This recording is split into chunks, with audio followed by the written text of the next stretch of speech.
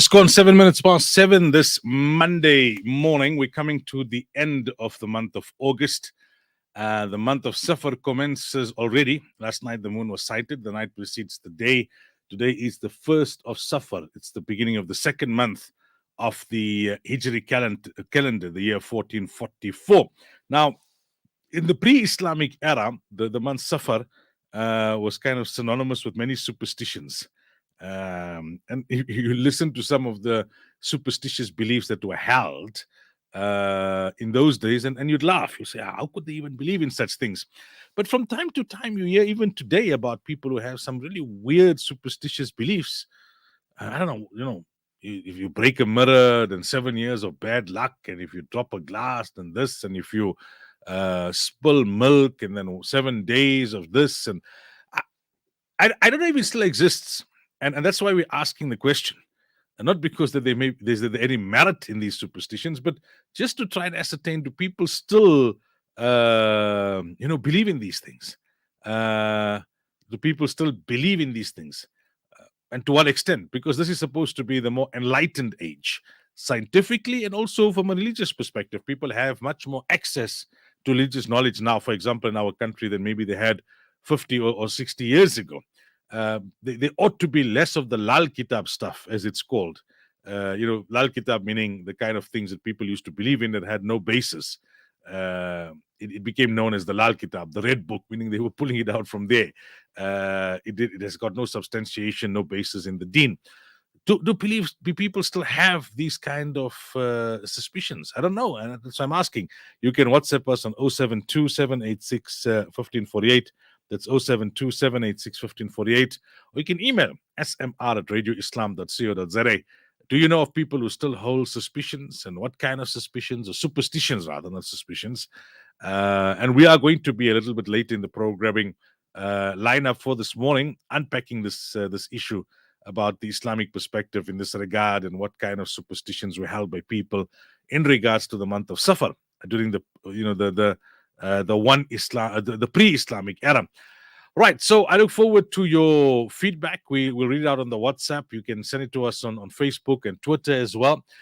But over and above that, coming up in a bit, we have our hadith for the morning, and it talks about those who expose their own sins, who brag about their own sins. The Palestine report with Hafiz Ibrahim Musa at about 7:20. After 7:30, words with Mulana Wajah. Tafsir of Surat Banu Israel continues. We speak to Ihtisham Khalik Wasir at about 7:45 to get an update on the devastating floods in Pakistan. After 8, a two-way discussion on the Zondo Commission of Inquiry and the recommendations there. And hopefully we speak about a sister in Kabul starting her own homeschool closer towards the end of the program. So that's what you can look forward to this morning on the lineup, inshallah, between now and 9 o'clock in the remaining 2 hours of this 3-hour morning drive time program called Sabahul Muslim. The morning of a Muslim. The morning of a Muslim ought to be different. We say this a lot when we start the program just after the 6 o'clock news, that mentally especially, your headspace or your head needs to be in a different space. Your mindset needs to be very spiritually aligned, even though you may be doing a lot of materialistic actions during the course of the day. Even your materialistic actions need to be guided by a sense of spirituality, be guided by your religious principles, your religious values, your religious beliefs and teachings. Why am I going out to earn a living? Why am I going to school? Why am I doing what I do? Why am I helping someone? Why am I going beyond the call of duty? Why am I trying to do it to the best of my ability?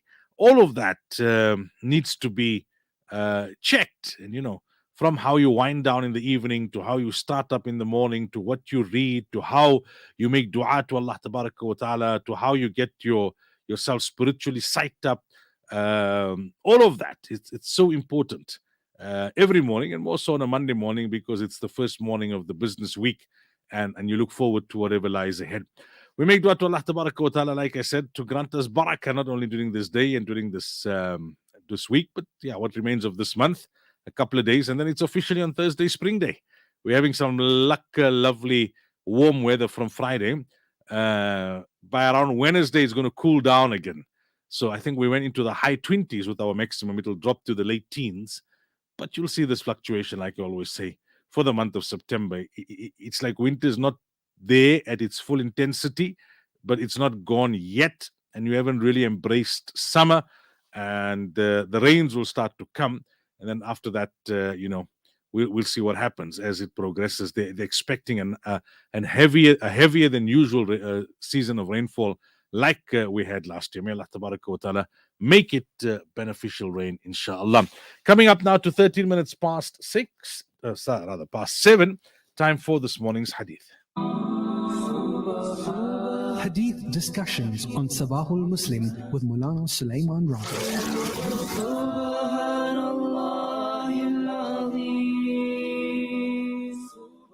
So in our last discussion, we started chapter 28, which was the chapter on concealing the faults of Muslims and the prohibition of publicizing their faults unnecessarily.